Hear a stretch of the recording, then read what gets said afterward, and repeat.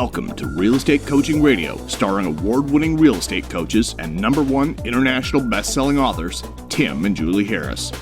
Real Estate Coaching Radio is the nation's #1 daily radio show for realtors who demand authentic, real-time coaching. Get ready for fluff-free, unfiltered, full-strength honesty about what's truly working to get you into action, helping others, and making money now in today's real estate market. Now to our hosts, Tim and Julie Harris. We're joined today by Elizabeth Riley. Elizabeth is a graduate of Texas A&M University and holds a degree in marketing with a Russian emphasis. Prior to real estate, she worked for Dell Computer in Austin, Texas, where she ranked #1 overall in college recruiting. Elizabeth and her husband are active real estate investors in Texas. With her real estate knowledge, she now focuses her passion and almost 20 years of marketing experience in and around the Austin area. For over 10 years, Elizabeth has worked with all types of clients, from first-time home buyers to luxury home sellers and seasoned investors. She's responsive and dedicated to her clients' needs and makes the home buying or selling process seamless. During her career in real estate, she's received numerous awards and accolades. Most recently, she was ranked the #1 agent at her Keller Williams Market Center and was also a nominee for the Top Residential Real Estate Awards by the Austin Business Journal. Now, let's welcome Elizabeth as we join our host, Tim Harris. Thank you very much for being part of our podcast series. I'm sincerely thrilled to have you on the podcast. You and I were just talking before I hit the record button, and we were already off in a bunch of different directions. I love talking with people like you, and you and I were just talking about something very interesting. I'm just going to pick right back up where you and I left off, and then we'll get to the more typical traditional interview questions. You were recently on a top-producing panel at a big brokerage event in where was it? It was in New Orleans. In New Orleans, right.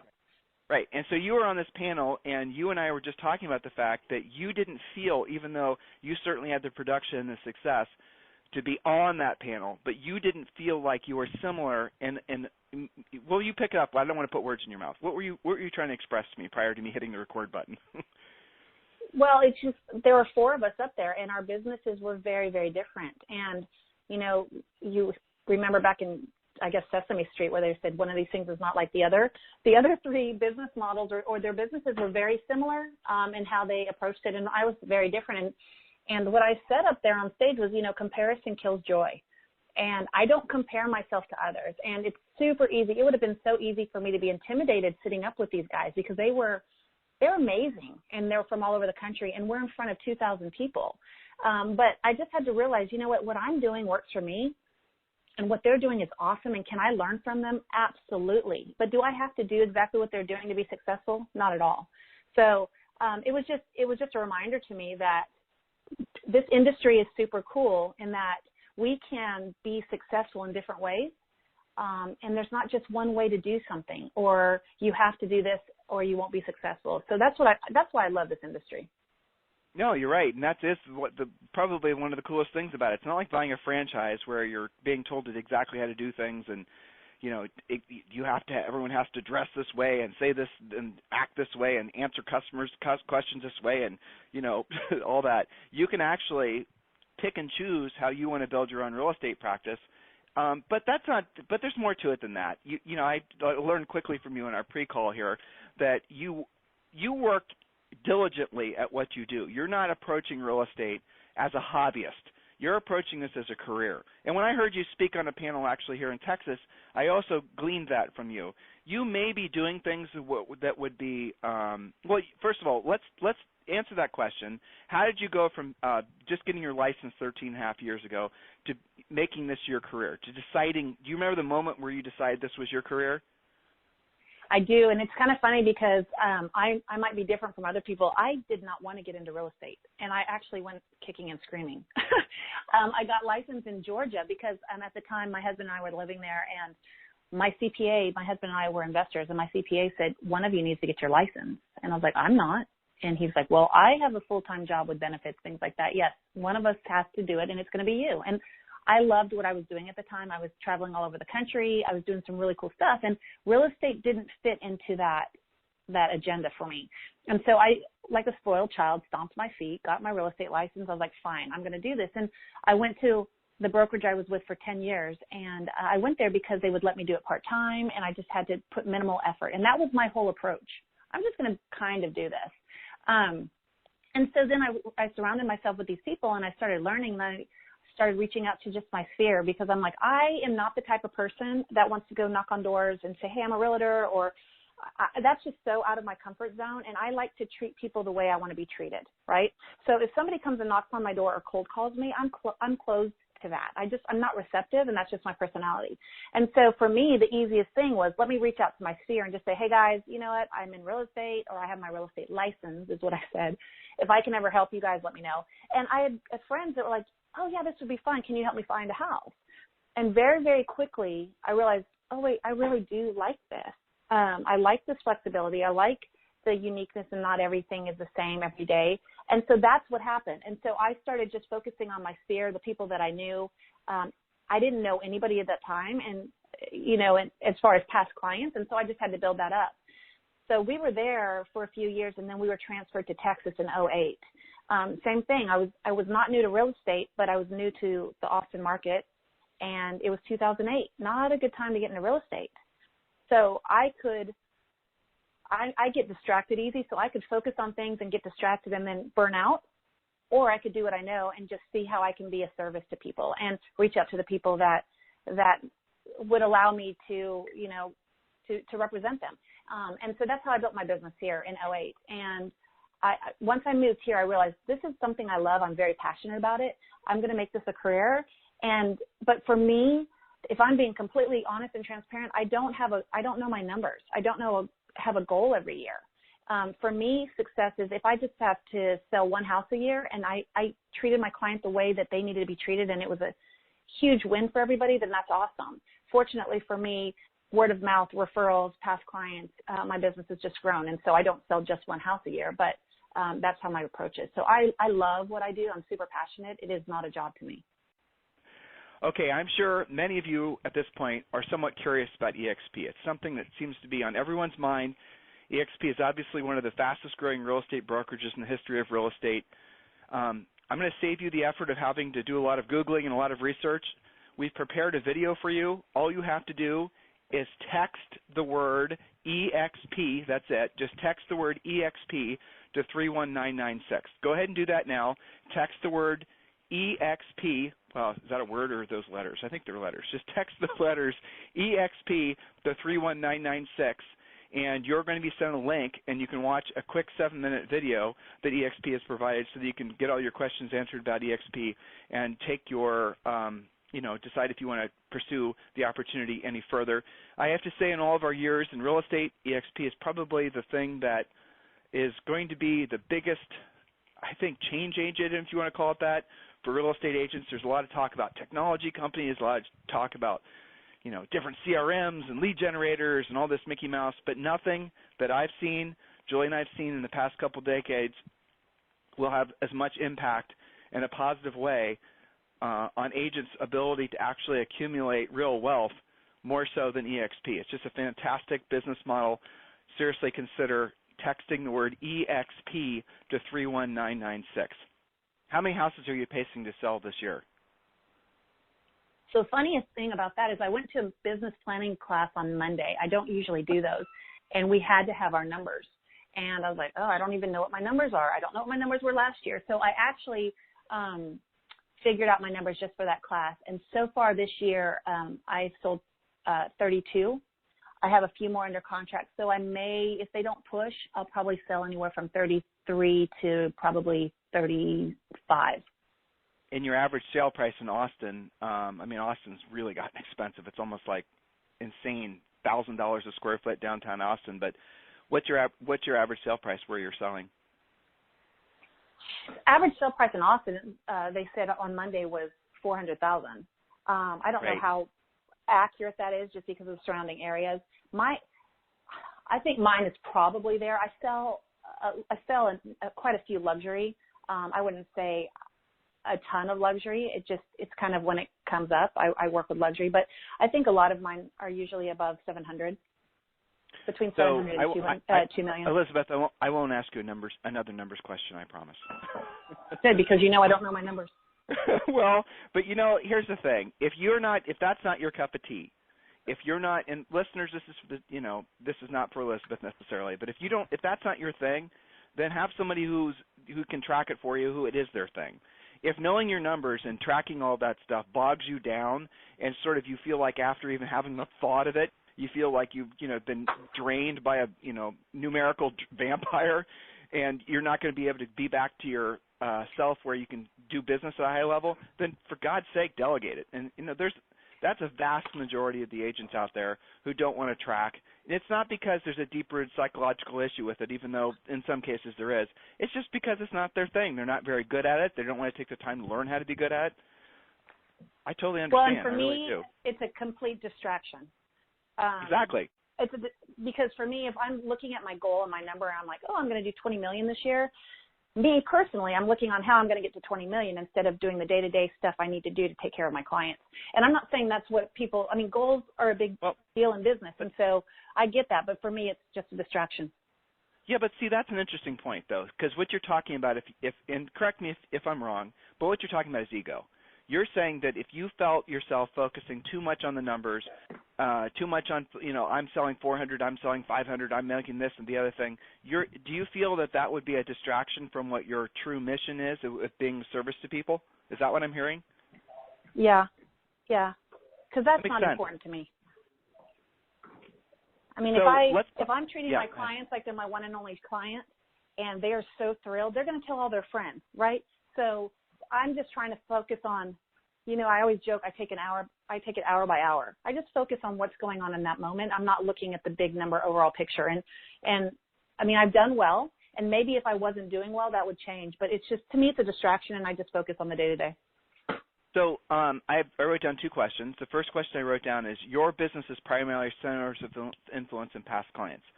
I don't know the answer to this question, but I'm going to guess that you don't just do that here and there. I'm guessing that you have some kind of organized approach in your own way that allows you to essentially stay in front of those folks. Do you mind sharing with the listeners what you do? Oh, not at all. Yeah, I'm very focused on touching my clients. I try to touch my clients or be in touch with them at least 3 times a month in different ways. Sometimes I do a great job of that. Sometimes I don't. And really it's all about planning and being proactive, so I'm not having to be reactive, if that makes sense. We all get busy, and if I don't sit down and take the time to just say, okay, you know what, for the next quarter, this is what I'm going to do, then I'm scrambling. So what I try to do now is at the end of the year, and I've already been starting doing this, I look at the future year, and I plan out January through December. And so each month I touch my clients with a direct mail piece. It does not, most of the time, it does not have anything to do with real estate, right? It's more about keeping my name in front of them, and because they're going to throw our stuff away, they're going to throw it away, and I just want it to be effective and unique so that they want to open my mail, right? I'm very passive in my marketing approach. So I mail something to them each month. I have a newsletter, an electronic newsletter that goes out each month, and then one of the things I try to do is go to lunch or coffee with my clients each month, because it's really, my business is very relational, and if I'm in relationships with people, then they're going to think about me when looking to buy, sell, or invest, or even refer me to somebody else. So when I'm going to lunch with them or coffee, I don't talk about real estate, but it always comes up. How's business? How are you doing? What's going on? And so it's really fun to talk about it that way. But when I'm talking with them or meeting with them, it's all about them. I really want to know how they're doing. The other touches are just passive. But Elizabeth, focus there, because that's really an important point that you just made, and a lot of agents don't get that. When you're with somebody, you're present, you're not talking about yourself, you're focusing on them. You, I imagine, just do this intuitively. Or did you have to train yourself to do that? That's a good question. Did you have to train yourself not to be a typical realtor that's, puking all their real estate stuff on some poor stranger? And did you have to teach yourself to be focusing on that person and asking them questions? How did you come about with the realization that that's the highest form of communication? That's just how I like to be treated. I mean, it goes back to do unto others, right? I like it when people truly have a relationship with me. I'm extremely loyal. I work with people or companies because I have a connection with them. And so I just feel like I want to work with people that have a connection with me. I get very involved in my transactions because of the relationships I have. So I don't think I had to train myself. I think I do have to train myself to be more focused and not scattered sometimes. So that part is always, I'm constantly working on that. But as far as having a conversation and truly, genuinely wanting to know somebody and get to know how they're doing and how I can help them is just part of who I am. I am a connector. I love connecting people. And if I know somebody that can help somebody else, I'm like, oh, you guys need to meet each other. And so that's just my personality. So when we're talking about direct mail, and you're talking about making sure your direct mail stands out, can you share with the listeners some of the things you do to make it so that before it hits the circular file, the trash can, that you have a shot at having them remember what you mailed them? Can you give us an idea of the types of things you do? Oh, yeah, and your listeners will probably roll their eyes and say, I will never do that. But again, it's figure out what works for you. I will do things that are just making people wonder what I'm going to do next. So, for example, for March, I sent out and it doesn't have to be expensive. That's the other thing. Don't spend a ton of money because it's going to be thrown out. It just needs to be effective. In March, I just printed on a Word document a 4-leaf clover from Clip Art and said, you don't need Luck in Real Estate. You just need Elizabeth Riley and the Lux Property Group on your team. And then I just put a $1 scratch off in there. And then I just said, when you win big, make sure to call me for, to help you buy your next castle, or just have fun with it, right? Or Girl Scout cookies. I do Girl Scout cookies a lot, which are considered Popeyes, but those are part of what I call a touch. I have 4 kids, and they're little Girl Scout troops in that school. And so the way I'm doing this is kind of strategic in a way. I go to the troop leader, hey, I need a case of cookies from each of your Girl Scouts. And they're like, holy cow, what are you doing? Well, I'm a realtor, and I'm giving them to all of my clients. And so all of a sudden they're like, that's amazing. And then the parents are like, oh, my goodness, you just bought a whole case for my daughter? Yes, that's great. And then I put just a ribbon with my business card on it, and I put it on everybody's door. And then that one's pretty expensive, and that one's a lot of work because it's clients in my database all over the city. I don't do it just with my clients. I do it with everybody in my database. But the funny thing about that one right there is I always say I'm not doing this. I'm not going to do this. I'm not going to do this. And every single year without fail, they call me and they're like, hey, are you doing Girl Scout cookies again? I want to get Thin Mints this time. And they're placing orders. I'm like, okay, well, I'm doing it again. That's funny. That's ridiculous to not do that. One of the things I do in December, and I just actually have mine coming in, instead of holiday gifts, instead of wreaths or chocolate or whatever, because all of my clients, it's the holiday season, but they all celebrate different holidays, right? Instead of more stuff, what I do is I find a local organization, and sometimes it's somebody that's affected in my database, but I find a local organization and I make a donation in my client's name, in each one of my clients' name. And then I send out a card saying, this holiday season, a donation has been made in your name to this organization with the website so they can learn more about it. And simply thank you for your continued support and referrals. Happy holidays. Simple. And the cool thing about that one is they don't know how much you've given.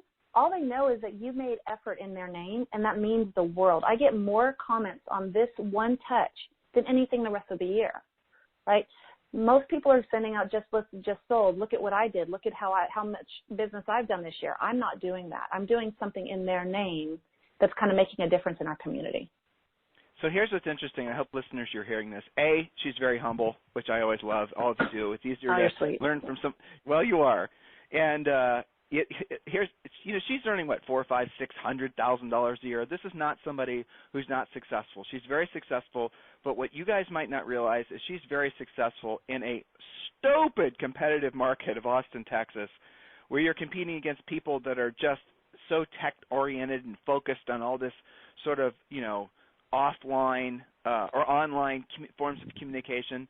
Elizabeth, I haven't heard you say a single thing, and I'm not criticizing here, don't misunderstand me, about Facebooking and Instagramming and, all the rest of it. Your contacts, your work is direct. So in a lot of ways, you are making direct contact with these people, not so different, and I have a feeling you won't like this part, Elizabeth, but not so different than somebody who does prospect. You're just prospecting you're just prospecting in a slightly more passive way, but an equally as a direct and perhaps in some cases more effective way. And I hope the listeners hear that. She's not just mailing some electronic digital whatnot and hoping for the best. She's not liking on Facebook, though I'm sure she does that. She's actually proactively going out there and, she's prospecting. She's just doing it in her own way. Did I say anything that offended you? If so, I apologize. No, not at all. And you're very right when you say I'm passive in my marketing. I mean, one of my big things is I have 4 kids in 2 different schools, and I market to those schools in a different way. I support the schools. I'm in the PTA. I am partners in education. I donate and sponsor all sorts of things. Whenever there's a need, they know they can come to me. But what's interesting is I never, ever want somebody to see me at the school and say, oh, my gosh, there's Tripp's mom. Run. She's going to talk to you about real estate, right? But all of them know what I'm doing. They all know that I'm in real estate. They all know that I'm successful. They know I'm giving back to the school. And I've had people organically that I don't even market to organically reach out to me and say, hey, can I ask you some questions? Absolutely. Let's grab coffee. And so any way I can help. So, no, I'm very, very passive just because, again, it goes back to my personality. But I love Elizabeth, respectfully, I would say you're the exact opposite of passive. I know what you mean by passive versus there's nothing passive about you. You're just I'm intentional, but I'm just that's what I mean. You're intentional. You are what we call if you and I were a couple Navy SEALs, what we'd be describing your behavior as is being situationally aware. You're acutely aware that there's opportunities all the way around you. You just don't want to be you don't want to be an in-your-face type person. But to say that you're passive is, I think, not giving yourself enough credit. And I think the listeners need to see that. She's not just sitting around waiting for an email to show up or a phone call to happen. She's out there making it happen. I mean, listen, listeners, to what she's saying. When she's at her, the PTA meetings, and when I can just imagine just in line at Starbucks, she's going to work it. Now, she's not just going to go and start slamming her business cards in people's hands, but she's probably going to have some, well-thought-out opportunities to have some conversations with people that aren't going to be prominently about real estate, but they're going to be about their families. What are you doing this weekend? Did you watch the UT game? All that good stuff. And then naturally it meanders into real estate. So you're not giving yourself enough credit to say you're passive. You're not. That's a very good point, though. Intentional. Yeah. Intentional is a better way to put it.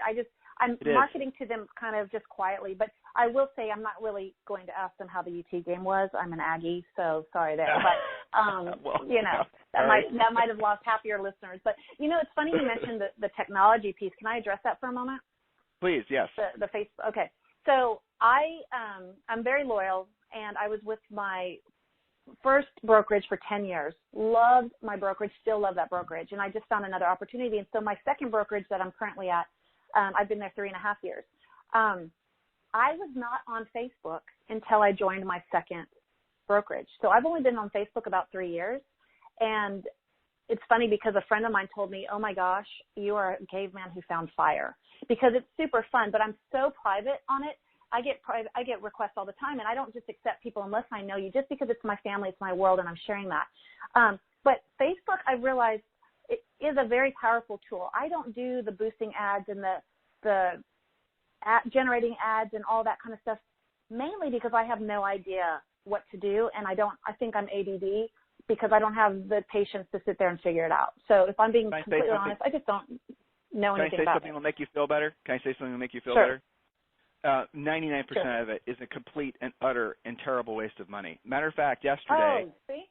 You see? Now, one less thing for you to worry about. But yes, but it's become, this online marketing stuff has become a religion for people. That's how they're treating it almost. So yesterday there was a great article on Inman. Teak Wiggins wrote it, who is, in my opinion, Brad's best, contributor. And it was Teak did this drill down on this article on the study that NAR did about agent websites. Did you see this, Elizabeth, by chance? I did not. Well, get this. I'll need to go back and look at it. Yeah, well, it was really fascinating. Actually, what I liked is the results more than the article. Well, the article is great, but the results, the comments that the agents, so the article basically said that essentially agent websites are a complete and utter waste of time, and most agents get a total of 0 leads from their agent websites per year, despite the fact that everyone tells them that they have to have one. And everyone tells them that you have to have one because people are going to search you on blah, blah, blah, blah, blah. And there's gazillions of dollars that are spent every year by agents because they think they're supposed to have some damn website. And that's one of the things, and you've seen this too when you talking with new agents. I'm sure people come up to you all the time trying to pick up a morsel of truth from you, how they can be successful like you. And I bet you every single one of them thinks they have to have a website. But here we go. Agent websites will generate you absolutely no business, and yet people are being sold into the belief that they have to have these fancy websites. Same thing is true with social networking. Same thing is true with social networking. Realtors are the easiest target. I mean, they'll buy everything, and people do come up to me and they're like, what can I do? I'm like, don't spend money till you're making money, right? Marketing does not have to be, it doesn't have to be expensive. It just needs to be effective. I don't spend a ton on marketing. I mean, there's certain little things that I'll do that just because I enjoy doing it. It's a little like the Girl Scout cookies. That gets expensive depending on how many people you have in your database. But if I can spend, the right amount of money on marketing, then what I like to do is I like to use my dollars to be a sponsor for something bigger or something in the community. I love giving back to the community that serves me. And so I can take those dollars and be more effective that way. I mean, for example, the middle school came to me and said, we don't have the funds to do a dance studio. Would you support and underwrite a dance studio? Now, I don't have any children in dance. However, what do you think my answer was? Absolutely. So my name went on a marquee, and thank you so much for our new dance studio for over a year in one of the most populated corners in Austin, Texas. Everybody knew that I bought this dance studio for the school. So it's things like that I would rather do that give you more leverage and people know that you're giving back instead of just spending money to spend money. But let me give you this idea. I'm going to give all the listeners this idea too, okay? But no one in Austin could do this idea except Elizabeth. So even though I'm sharing with potentially tens of thousands, it's only for Elizabeth. But okay. So one of the things that Julie and I used to do, this was my wife's idea, is every year we do this pumpkin thing where we buy a bunch of pumpkins and we'd sell them and we donate all the proceeds. And that's a good idea, but it's not a great one. Well, we had someone told us, or Julie figured it out, I don't remember, that why don't we see if the American Red Cross wants to do a blood drive during the pumpkin event. Well, they said okay, and then we called the local elementary school. That's what got me thinking of this because you mentioned elementary school. We called the local elementary school and we said, can we use your very strategically placed elementary school that's right at basically the mouth of this big, huge community that we used to serve when we sold real estate? Can we set up a blood drive in this pumpkin fest thing? I forget the name Julie gave to it. And they said, sure, it sounds great. So they let the American Red Cross put up a bunch of gurneys in the classroom. I mean, it looked like, I don't know if you remember you're probably too young, but I don't know if you remember the show ER, without all the blood and gore. I mean, there were gurneys everywhere. But here's what the American Red Cross does, and this is the magic of it. When you're doing we did these events every year with them, and it always made it to local paper because the American Red Cross has a monstrous organization behind it where they'll get everything, press releases. We're going to be here at this particular weekend for this particular event. And then they prospect. They called into the community. They cold called into the community and said, we're going to be here. We'd like to schedule you. They called all the people that donated blood in the past, and then they started calling people that hadn't donated blood. And they had a line of people for the entire day lined up to give blood. 1 year in particular, it was crazy because it started to get cold and we started giving it. Starbucks sponsored it. The local Starbucks went through like two massive, I don't even know how big. Anyway, the story goes that that is a very cool way of bringing in multiple benefits to the community. It was the Red Cross. It was the pumpkin thing where we were donating. Starbucks was participating. Just the local Starbucks store was participating, not the national, obviously. So these are just different ways you can take something you're already doing and expanding upon it. Some agents this time of year, they like to do any time of year. They'll rent out movie theaters, and they'll do all my past clients and centers of it. Well, why don't you make it, opposed to just making it free, why don't you ask them to bring canned food or clothing donations and have a truck sitting in the park. Do things like that so you can bring more people in, and then you you expand the benefit that you're providing. I mean, that's truly in alignment with what all of our purposes are on this planet. Do any thoughts come to mind on my little diatribe there? Well, I love that. And it's funny you were talking about that, and I did a dump, donate, and shred day for the community, and I thought that was impressive until you're talking about, I brought in the Red Cross and blood drive, so I need to step up my game, it looks like. But no, I love that. That's totally in line with what I'm doing, because I just want people to know. And, here in Austin, one of the big organizations is the Platinum Top 50. And you have to be a top producer, but you also have to give back to the community, and being involved. And it names the top 50 agents in Austin. And I've been honored and blessed to be a part of that and recognized for 5 years. And so that's just, I grew up in a family. I grew up in a family with foster children. We had 180 foster kids in 20 years.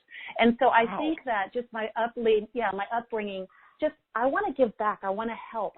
What can we do together, right? So that's just me. But, back to the Facebook thing real quick. I use Facebook in a very different way than I think most people do. I don't spend money on Facebook, but like as a perfect example, I had to go up to Liberty Hill on Wednesday, which is about 45 minutes from Austin. And a client of mine, I saw on Facebook, she was just having a rough day. Well, she lives up in Liberty Hill. I'm never over there. But since I was up there, I just went by the little, Randall's or grocery store, got a real pretty little bouquet of flowers, wrote her a note, just said, I know you're having a rough day. I just wanted to let you know I was thinking about you. And I just put it on her doorstep. And they were floored by that. So if you're just aware of who your quote unquote friends are, your sphere is, your clients, and you're just paying attention, and you can like and comment on that too, but just little unexpected acts of kindness, man, that goes a long way, and it doesn't cost a lot. So that's just how I like doing my business. I'm teaching my kids the same thing, and it works for me. So I'm really curious. You said you had how many foster kids your parents fostered when you were growing up? Did you say 180? We had 180 over 20 years, yes. That's incredible. And my youngest sister is actually adopted out of the system. So that must be like, I can't even imagine that. That must have been a really amazing way to grow up, because you had essentially these sort of brothers and sisters that were always kind of coming and going. And wow, that explains a lot in your mindset about approaching business from a true heart of caring, because your parents taught you well on that one. I think that's pretty profound. I've never heard that before. Yeah, it's kind of crazy, because I went to a charity event. I'm on the board of a couple of organizations, and I'm on the advisory board for a company or an organization here called Partnerships for Children, and they work to find foster homes or have families that want to be foster families, because we have 400,000 foster children in Central Texas, foster children. Wow. And it's heartbreaking to me, right? So I'm really involved in that. And last night they had what's called the Heart Gallery, and professional photographers would come in and they would take photos of these children that are, for whatever reason, about to age out of the system, or don't have families, or don't have parents that truly are looking to be adopted. And it was heart-wrenching to me. And I was thinking about it and reflecting on it later, because everybody says that, oh my gosh, what a cool way to grow up. And, selfishly, I was young. So I was upset a lot of times that my mom, I didn't get the attention, that I might have gotten otherwise, or what have you. But, so you're growing up in that, and it's chaos. And I'm also the oldest of 6.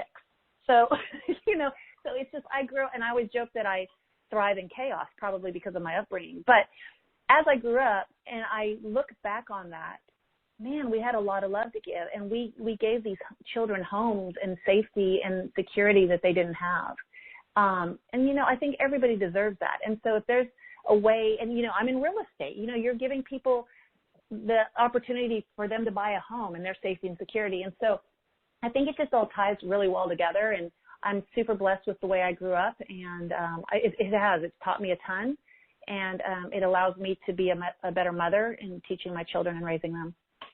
So you said something a bit ago. I wrote it down so I wouldn't forget. You said you were with one brokerage for a long period of time, and you switched to another brokerage. That's something a lot of agents, that's probably Elizabeth in our coaching company and from our podcast, that's definitely one of the top 3 questions that we get just emailed to us, or, well, how do I choose a broker? How do I know it's time to leave a broker? Where the characters and quality, blah, blah, blah, all those broker questions. Everyone, as the market starts to change, as the economy starts to change, as all those agents always start to take a hard look about their business expenses. And so this is, a very common thing. You were with a brokerage for a long period of time. You switched to a different brokerage. Can you share with the listeners that process? Sure. I never thought I'd leave. When I left my brokerage, there were 615, I think, agents in my office, and I was number 1. And so when you're at that point, you're like, it's easy, right? Change is never easy. So what I was doing was easy. My business was great. I knew everybody. Everybody knew me. It was no big deal. it wasn't until there was an opportunity that I was faced with, and you have a choice to make. It's like, okay, I felt kind of stagnant where I was. For me, it's my family is my world, right? I have a husband that travels all the time. I have a 12, 9, 7, and 5-year-old. And so I'm a busy mom, and they're my priority. I mean, I drop them off every day. I do my work, and I pick them up every day. I want to be present with them. And, you know, during that last year that I was at my old brokerage, I wasn't. It was all about business, and I was drowning. And I told my husband, I said, I want to get out of the business. And he said, you love this. I said, no, I don't. You know, I don't love this anymore. I've got to do something or I'm going to burn out. And it wasn't necessarily a brokerage. It was just where I was in my business. And I didn't feel like I was growing. Well, can you explain that? Can you Sure. what you didn't feel like you were growing? Can you drill down on more what that means? Yeah, I love to coach and train and teach. I love to mentor. That's just, again, I mean, not for financial gain, just because that's who I am. But there wasn't any of that for the top agents, right? So it was all kind of the same information. It was like, well, how do I get better? What can I do to better serve my clients, you know, at a higher level? And the response was always like, well, you could go across the country and go to this training and pay this money. And are you doing coaching at this much money a month? And no, I can't, because again, that was 4 years ago. So my kids were much younger. I can't. I don't have that luxury. What else is there for me? And nobody could really give me any answers. And so I just didn't feel like I was growing. And I wasn't having fun. I told you at the beginning of this podcast that I do this because I love this. This is not a job to me. I'm truly passionate about what I do. And when that passion is gone, and, you know, I'm fortunate because not everybody loves their job. But when that passion is gone and you don't really want to do it and it's not motivating you anymore, and you're blessed enough that you really don't have to work, you just get a little complacent and in a rut. You're stuck in a rut, and that's where I was. For me... Well, what about the new brokerage was appealing to you? So, I mean, getting back to the question, because this is, again, a very common question, is how do I go about choosing a brokerage? You are well established. You are, you know, top the food chain at this old brokerage. God bless them, right? And so you decided to leave. What was it that made you want to, you know, because it obviously was not an easy decision for you. First of all, what brokerage did you join, and what would be the top 3 reasons why you decided to join them? Sure. I joined a company called eXp Realty, and at the time I joined, there were about 400 agents nationally. The reason I joined goes back to relationships. I found out about eXp because of the agents that I was in business with in Atlanta, Georgia. And these were friends of mine. I mean, I trusted them. I loved being in business with them. And they had called me and said, hey, Elizabeth, I know you love where you are, but we're doing something pretty cool, and we want you to be a part of it. We want the right agents to be a part of it. And they knew my character. They knew my, you know, integrity was huge for me. And, you know, I had been talked to about this for about a year or so. And I'm like, no, thanks so much. I'm not interested. And then, you know, another person that I had a relationship with and I trusted said, look, you just need to look at this model. And so I did. And at the time, our founder, Glenn Sanford, came down to Austin, and I met with him, and he showed me we have a virtual campus, which is amazing. And I never really thought it'd be that cool until I use it all the time. And I didn't really get it because, again, technology isn't my thing. I'm like, okay, whatever. But he showed me all this stuff. I'm like, okay, that's cool. But really what sold me was who he was, right? Glenn, our founder, is just so humble and so approachable and authentic. And those are the characteristics that I look for. And then the president at the time of the company, Jason Gessing, came down. Same thing. I'm like, oh, my gosh, I want to be in business with these people. And then I started meeting the rest of the leadership and understanding what they were doing for agents and what opportunity I had in front of me. And so the first thing I would say is relationships. That was a big thing for me. I wanted to go where my tribe was. I wanted to be among the same types of people. Number 2 for me was the article I read when Glenn handed me the trends report written by Stefan Swanepoel, which I hope your listeners know who that is. To me, he's real estate royalty. And I love Stefan. I mean, he's broker blind. He's just an industry trends expert. And he wrote an article in his trends report, and it was talking about the different brokerage models. And he wrote an article about eXp, and he said, this is the one to watch. This is the Amazon.com of real estate. And so that was number 2 for me, because I'm like, well, what if we were part of Amazon.com way back in the day, right? When everybody said that wouldn't work, and look where they are now. Why not try? And number 3 for me was the fact that it's a publicly traded company. There were stock opportunities there, and that was something that was intriguing to me as well. So those would probably be the top 3 reasons I went. And it took me a while to do it. It took 5 months. That's what I was about to ask you. You said that. I was curious about that. So you had been approached or had this show up on your radar before, and you had said no to it. In retrospect, why did you shoot it down before? What did it?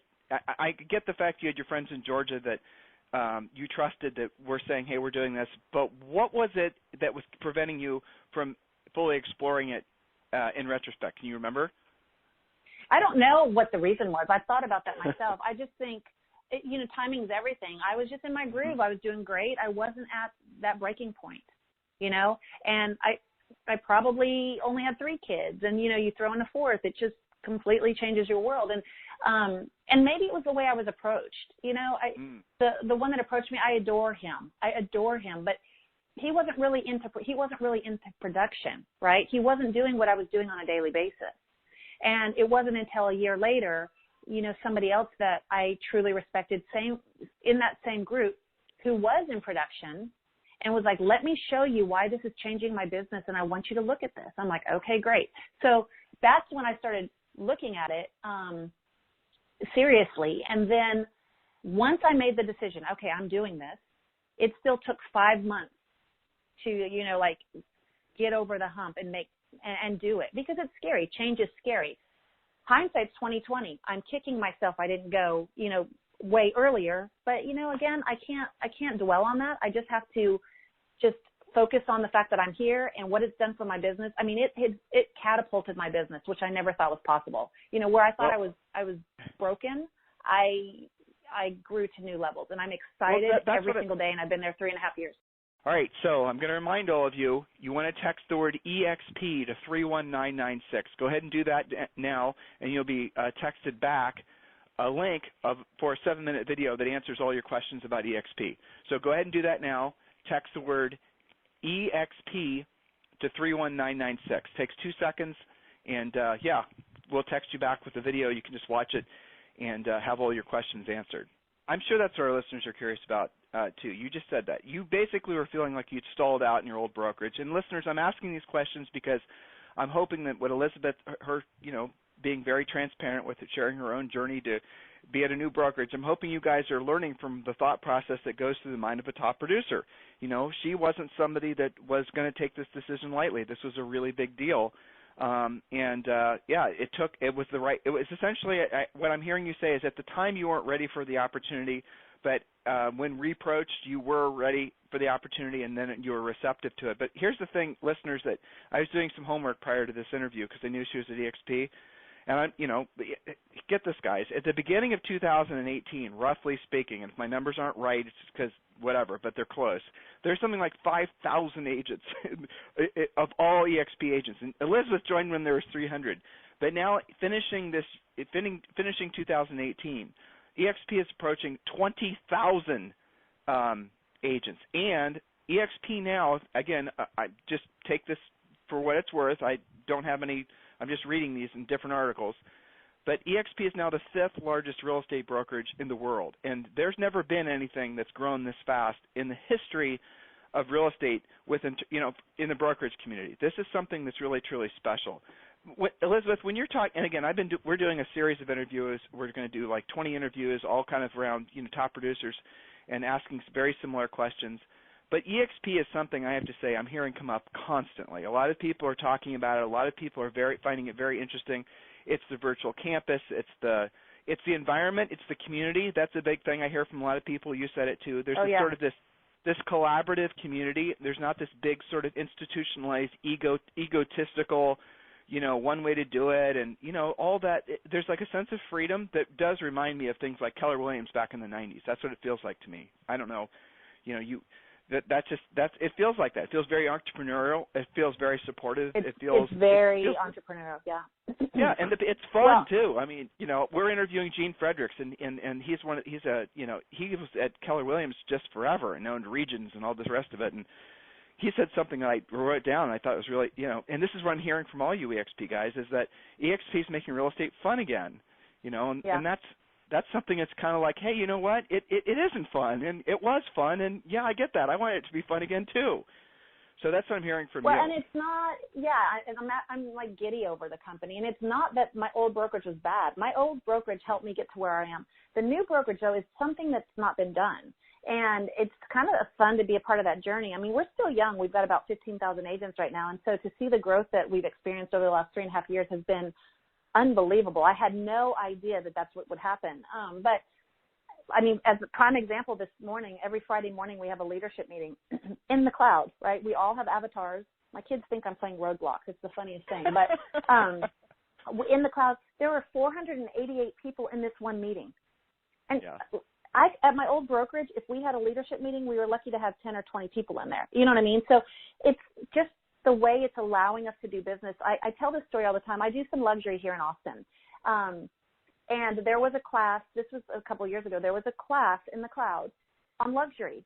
And, okay, we've talked about ego. I don't really have an ego, but this is going to sound very arrogant, okay?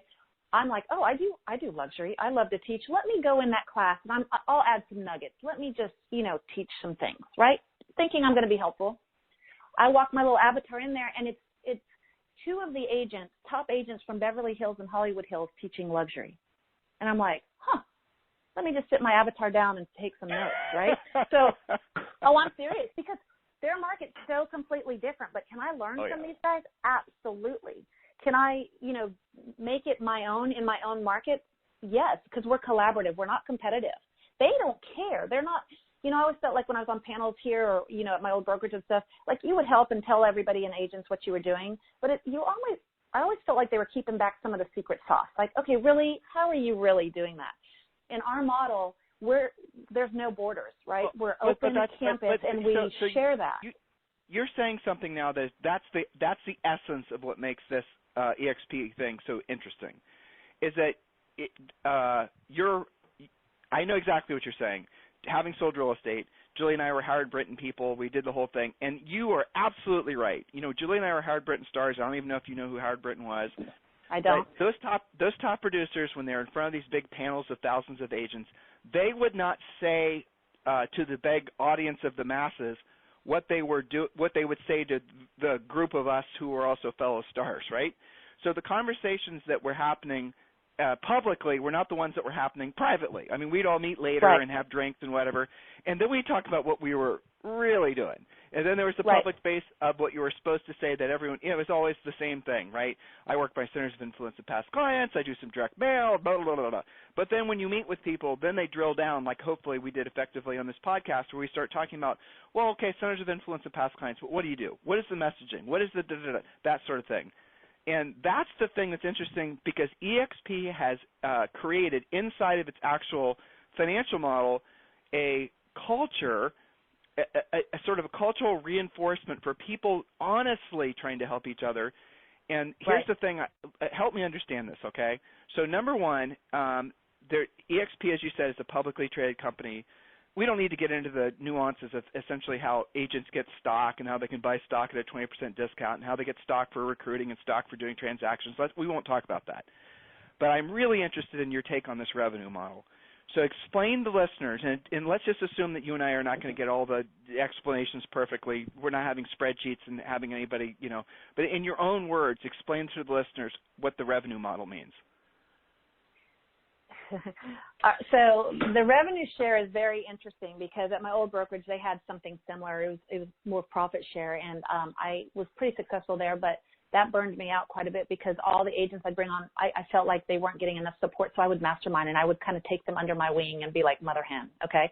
So I was masterminding with like 60 agents all the time, and it was drowning me, which I think is probably part of the reason I got burned out. So when this model was approached, or I was approached with this model, that was one thing I was not interested in. I'm like, yeah, that's great. You take the revenue share. I'm not interested in that. I'm just interested in the stock. and the fact that I can get stock in 6 different ways at this company.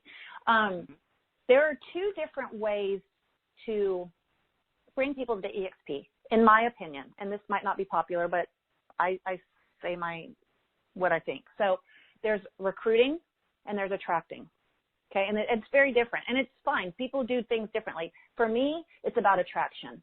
I want to attract great agents. I want to attract great producers. I want to attract great talent from all over the country that will help us all become better agents and become better at what we do and as a company. And so for me, that was eye-opening because now I'm in business and I can attract great people that I can truly be in business with and we can help each other grow. I'm on a mastermind every Tuesday night with like 12 of us from across the country that are top agents, all because of this company. And we're masterminding on how we can help, and it's helping bring other people in. So I like attracting agents. Can we talk about something garish? Can we talk about money? Do you mind if we talk about that? If you don't want to, I have some notes. We can talk about it. I don't know how much I'll answer, but yes. Okay, no problem. Listen, I like I said, I've been doing a lot of these interviews, so actually I've been really deep diving, trying to understand the revenue model, and I am by no means an expert. But I'll tell you this, listeners, for what I've been able to, patch together, is that the revenue model will essentially create, for most agents, enough passive income that they'll have all of their monthly personal and business fixed costs covered. And with, as she said, just attracting agents, when you move over to EXP, and this is what I heard continuously, people, I saw you switch from XYZ to EXP. Explain to me why you did that. Well, this is why. They have this, there's a lot of very clearly defined benefits, USPs, if you guys want to use old school marketing terms, that EXP offers that nobody really comes close to. I mean, Elizabeth and I, touched on a few of them, but it goes so much more. I'll tell you something else, and I'll jump back to the revenue thing. The technology package, all the support that agents get.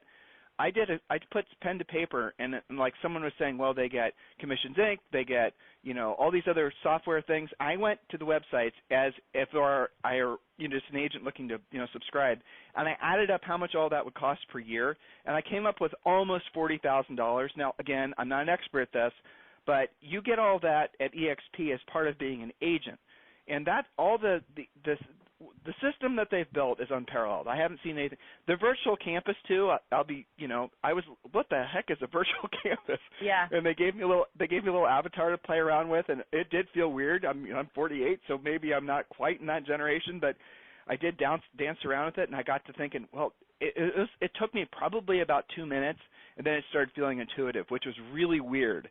There must be some sort of deep wired something or another, and then, as you were just describing, you can walk over, your avatar can walk around in this virtual world, and you can walk into educational events that are going on. You can sit around and talk to people about market changes. You can go and there might be a little conference going on with how to sell, beachfront properties for over $10 million. But the other cool thing is you can meander over to like the tech section if you're having a problem with your own computer or whatnot, and there's EXP staff that are there and their avatars will help you.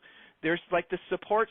People think, new agents especially, they think they're going to join a brokerage, and all of a sudden the broker's job and mission in life is to make you successful. Listeners, it couldn't be any further from the truth. Most brokerages, when you join them, they're just going to basically make you attend a few statutory, mandatory classes, and you are on your own. And that's the reason, in our statistic, that 80% of all the homes in 5 years will be sold by agents that don't even have real estate licenses yet. Actually, I heard that from another EXP agent when I was doing an interview with him the other day. And I think that's shocking, and the reason is because there's really no continued support for agents. So just all there is no real parallel, to the point where actually as I've gotten further down this rabbit hole, as I've interviewed more EXP people and the caliber of people that are switching to EXP, I'm actually kind of shocked at how genius the model is. That's the only way I can really describe it, And I'm trying to be a disinterested third party the best I can. I'm trying to just, provide really valuable information for our listeners. So this rev share model, guys, I know what you're thinking. You're very curious, especially now that you're learning more about the revenue share model that EXP offers. Go ahead and text the word EXP to 31996. Just go ahead and do that now. Just text the word EXP to 31996. and we'll text you back a quick video that explains everything you need to know about EXP in just a quick 7-minute video, and we'll also give you access to having additional questions answered. So while you're thinking about it, go ahead and text the word EXP to 31996. Do that now, EXP 31996. I don't understand how all the the different things work and how all the recruiting works, but the bottom line is if you have if you recruit something like 5 agents over the next 5 years, you recruit 5 agents a year for the next 5 years, and those agents are all terrible at recruiting, and the agents that they recruit are terrible at recruiting. In essence, people are just doing this at a very low level, and and basically it's not something that they're not real drilled down and focused on recruiting. It's just a passive activity that happens just from normal conversations you're having every day with other real estate practitioners. The amount of money you can make per year is low 6 figures, depending on how many of them are cappers. And for many agents, that's not just a game changer, that's a generational life changer. Because for an agent to have, if you get to the essence of what most agents live in fear of, they get used to the omnipresent pressure of having to have transactional lives, right? So I need to do more deals. Oh my gosh, my deal's closed. I need to generate more deals. That constant stress and pressure is what causes agents to prematurely age. There's not very many agents that actually. Yeah. They have passive income, and that's why it allows you to work smarter, not harder, right? Exactly. I mean, you have an exit strategy, if you will. I mean, the stock is incredible. The revenue share is incredible. That's not the reason I came to the company, really. I mean, it's been bonus.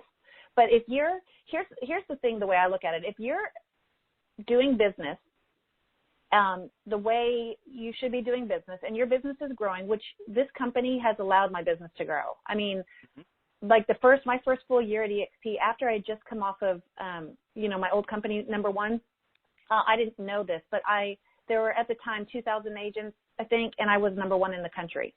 Had no idea. The next year, 2016, there were 5,000 agents maybe, and I was number one again. And I'm like, how is this possible? And I'll tell you, it's because of how our model is. It's because of the training and the teaching, and we have 40 hours of live training a week. I mean, I was in a leadership class this morning, ran over to transaction to check on something, and then ran into accounting. I never had to leave my office. I mean, I could be in my PJs. I'm not. I did shower and dress for you today, but I could be in my PJs, but I've been so effective in, my day and my time management. But on the rev share, what happened with me is people want to be in business with people they know, like, and trust, and they just like as clients, right? I approach revenue share and agents just like I do my clients. It's all about relationships. People organically came to me and said, I want to do what you're doing. I want to be in business with you. I want to go where you're going. And they came with me. And so people are always watching, and they're definitely watching us at EXP. But if you're building your business and creating a better business and you're having fun again in real estate, people want to know why, and they want to be a part of it. And so that's what I mean by attracting versus recruiting. The first person who called me to EXP was trying to recruit me. And it didn't feel authentic. It didn't feel like he was really trying to, and not a knock against him, right? I mean, it was a brand new company, right? But it just didn't feel like there was any substance on how it could make me a better agent, and I didn't realize what we had. It wasn't until somebody that was in production that was like, okay, Elizabeth, I know production is important to you. This is what you could do, that I really understood it. So if this company can make you a better agent, because we're a real estate company, people are going to want to know what you're doing and why you're doing it, and they want to come along. And yes, it can be very beneficial. Just for the sake of talking about numbers, can you tell a story? And if you don't want to use your own story, maybe somebody that you have brought into EXP, somebody you've sponsored, could you maybe tell a story? Do you have anything in mind? Anybody? Some of the other people I've interviewed, they've given me shared some really interesting stories about, people that will join EXP and then they increase their production, they increase their net profit, but the thing they never expected, they took for granted, kind of like what you were saying, is the revenue share. And I had somebody yesterday, I still am thinking about it, this gal who basically had told her kids, this is emotional to me, she had 2 girls, and your college is paid for, your college is paid for. But what she didn't tell them is she had to use all their savings what was the kids' Right. college during the last real estate crash, and the kids were like in 10th grade and 11th grade. They're a year apart. Yeah. And so high school, and they didn't, they still thought college was paid for. College, and mom and dad had perpetuated this sort of lie, right? And she had discovered EXP, and this from the revenue share. She's still selling real estate, still kicking butt, but from the revenue share alone, as the story went, she's easily able to pay for the kids' college. That to me is, I don't know what that is. That's almost spiritual. Well, it's life-changing is what that is. Totally. Yeah. It's life-changing. I can. Yeah, go ahead. Well, I can tell you a couple stories because this is the stuff I love. I mean, because we're changing people's lives by doing what we're meant to do, right? So I'll tell you a couple stories, if you will, and then you can see Please. what's important or not. But I was at EXPCon a couple weeks ago, which is our big conference, and this was the biggest one we've had, and there were 2,000 agents there, and it was incredible. And there was somebody that I've known since the very beginning, and my friend and I walked up to him, we gave him a big hug, and we're like, "Where's your wife?" Because we always see her there. And he said, "Oh my gosh, I have a story to tell you," and he had tears in his eyes. I go, "What?" I mean, I'm thinking something bad happened. Yeah. He said, "Listen, I grew up in tract housing. I grew up with nothing." He said, because of this company, the reason she's not here is because we just closed on our dream home last week. We paid for it free and clear, 2 acres, a little cabin. It's a little like a log cabin type style home for my 3 boys, so they don't ever have to worry about not having a home. And we were able to buy a rental property that will produce enough income to pay off the taxes every single year. He said, "I have just set my family up for the rest of their life generationally." Like, that's huge, right? Like, what other real estate company said, "Oh, yeah, I sold a bunch of houses. I'm going to be able to do this." I mean, that's why we see people in their 80s still selling real estate, because they don't have a plan, right? So that was amazing in itself. Another friend of mine that, because of this company, I've met her. She's a mega producer in Madison, Wisconsin. She wrote a post the other day just wanting to share, and she was sharing with us. She said, 15 years ago, I was standing in a soup kitchen line with my children and a baby on my hip, homeless. And because of this company, I just now paid off my mortgage free and clear. And I would have never been able to do that without this company, right? I mean, that's huge. Me, I can tell you, I've got 4 kids. They're expensive. But their college, I've already funded their college account.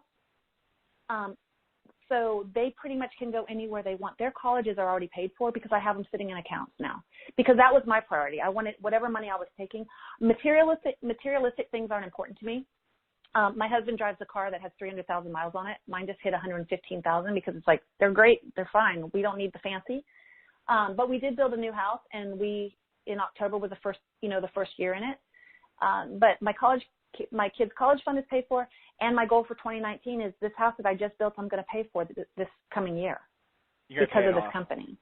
Yeah. It's going to be paid off and clear. But listeners, I hope you're hearing something else too. That's the other thing. Elizabeth, I don't think, the values of EXP are pay your shit off. I'm sorry for swearing. The values of EXP are to appreciate the opportunity, and then it's not an ego thing. Like, that's what I'm hoping you guys are getting from that. I certainly am learning along the way here.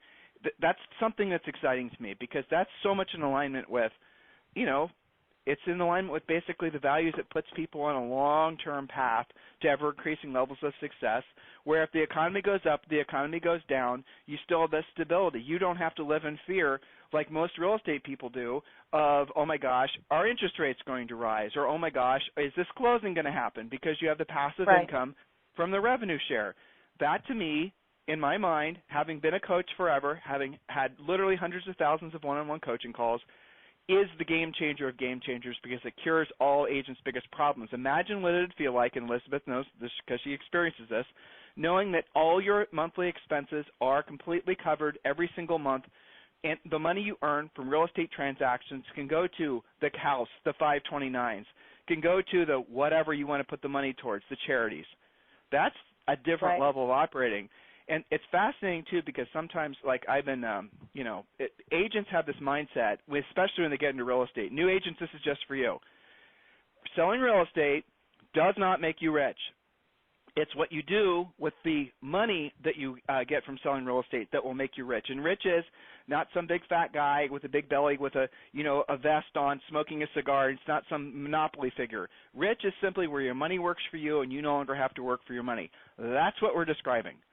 Where you can wake up and you have exactly. Yeah, and setting your family up for success, right? I mean, my husband and I, our whole goal was always, we have rental properties, and our whole goal was, okay, you know what, one day we'll retire and we'll be able to live off of that. And it's like, I mean, those are a ton of work too. And so I want my money to work for me in different ways.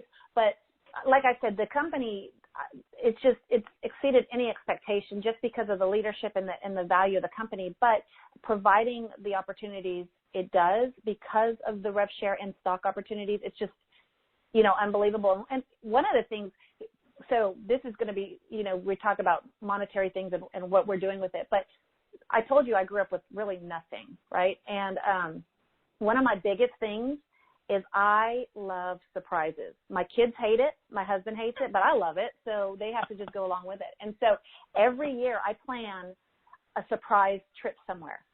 And it's super fun for me. It's so stressful for them. I pack their bags. I pack everything. They have no idea. And so like this summer, we showed up at the airport and they're like, where are we going? I was like, I guess you're going to find out. And we had like 2 airplane stops and they're like, we're going here? Yep, sure. And then we get on another plane. But what I was able to do because of this company is I took my kids we went to Vancouver. We've never been. And anytime I go somewhere, I'm like, we're going to do it right because we're probably not going to go back because there's so many cool places in the world to see, right? And I want experiences for my kids. I want them to appreciate memories and experiences, not stuff, right? So we went to Vancouver for 5 days, checked out Vancouver, and then one day they're like, oh, this is really awesome, so fun. And then one day we're driving, and my 7-year-old said, oh, my gosh, Mom, look at that. That's a Disney ship. And I was like, oh, that's awesome.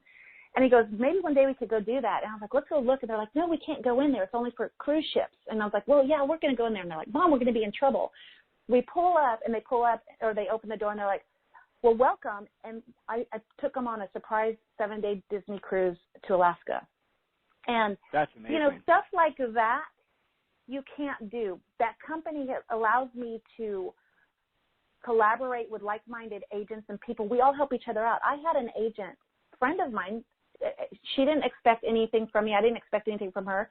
She covered my business.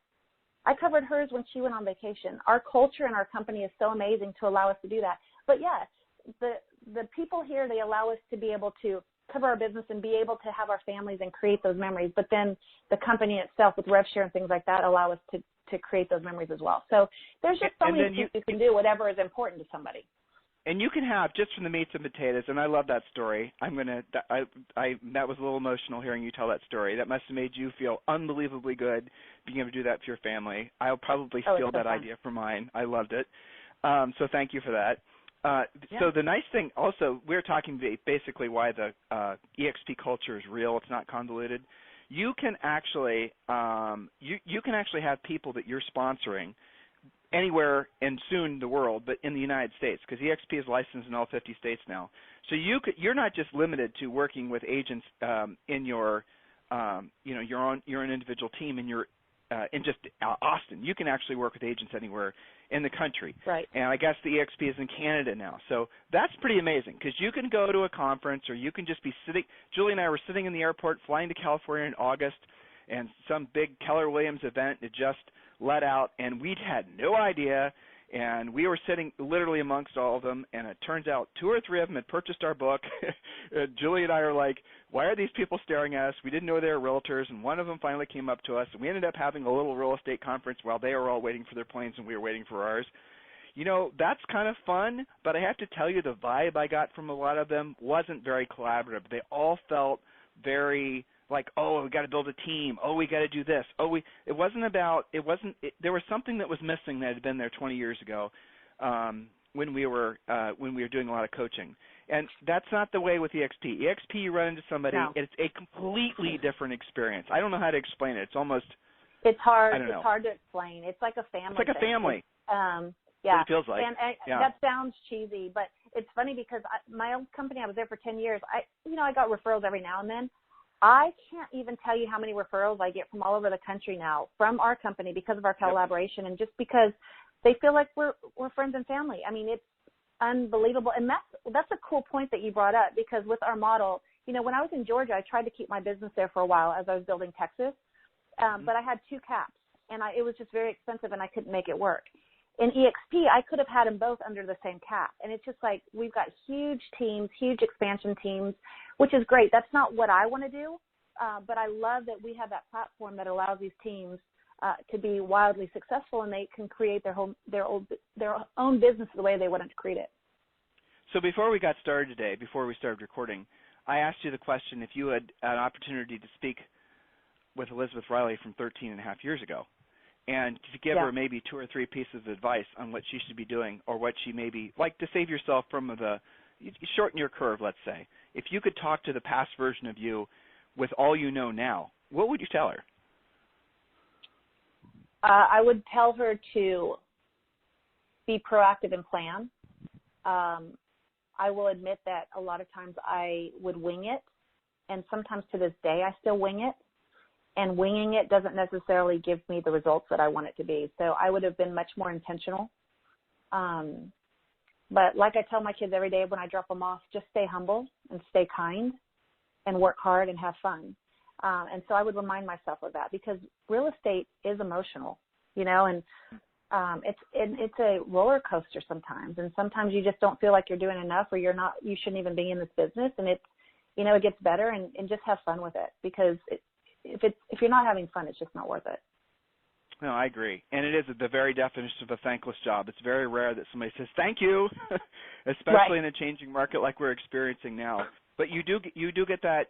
I think, again, to Mr. Frederick's point, EXP does seem to be making real estate fun again, which is, it makes me feel really good. Julie and I don't sell real estate. We're coaches. But to be able to to answer the question, to be able to ask when asked where should I consider, it's like obviously a lot of you guys have very strong local brands that you should consider and all the rest of it. I mean, I think of Pacific Elite out in Hawaii, just a fantastic company and companies like that. But if you ask me, for the most of you, you have to have EXP on your radar. You have to be exploring them as an option, because they do everything a traditional brokerage does, like times 1,000, but they also give you opportunities to create generational wealth. That's not BS. That's real. Right. It is real. Yeah. I mean, it is. And it's exciting. I didn't think it was, sometimes a company or a situation seems too good to be true. And sometimes it is. And I think that's why it took so long for me to really, make the change. But I wish I would have done it sooner. And it's amazing. And you mentioned Hawaii. I mean, I've met some great guys in Hawaii that's with our company, and we're already masterminding on some things that I would have never met otherwise. And so definitely have it on the radar. And I would tell your listeners, one of the cool things about us too is we always talk to people for other people. So if you're talking to somebody about EXP and you want to ask some other questions or have an unbiased opinion, I mean, feel free to reach out. I'm always happy to answer questions for other people. So, and I think you would find that anywhere in our country or company. And we'll include all your information. So Elizabeth, I can tell you literally just walked to your car to a listing appointment. I can hear it. I can hear your engine about to start. So Elizabeth Riley, listen, I know we went way over. I suspected we would. You have so much to share for the real estate industry. I think you don't know how influential and impactful the words that you've passed along to the listeners in the past bit of time with me will be, because there's so many people that will find what you're saying. You cut through a lot of Mickey Mouse and BS, and you've cut to the heart of what really real estate is all about, which is being of service to other people. And you live that, and it does make perfect sense when I understand that you were raised to live, to think that way. It's programmed into your DNA at this point, and I think that's beautiful. I wish the industry had more people like you. I really do, Elizabeth. And thank you for being my guest today. Well, this was so fun, and I appreciate you taking the time to visit with me. Thank you. Have a fantastic day. This program has been a presentation by Tim and Julie Harris, Real Estate Coaching. For more information on our real estate coaching and training programs, visit our website at timandjulieharris.com. Remember to tune in weekdays at noon for upcoming shows, and until next time, thank you for listening to Real Estate Coaching Radio with Tim and Julie Harris.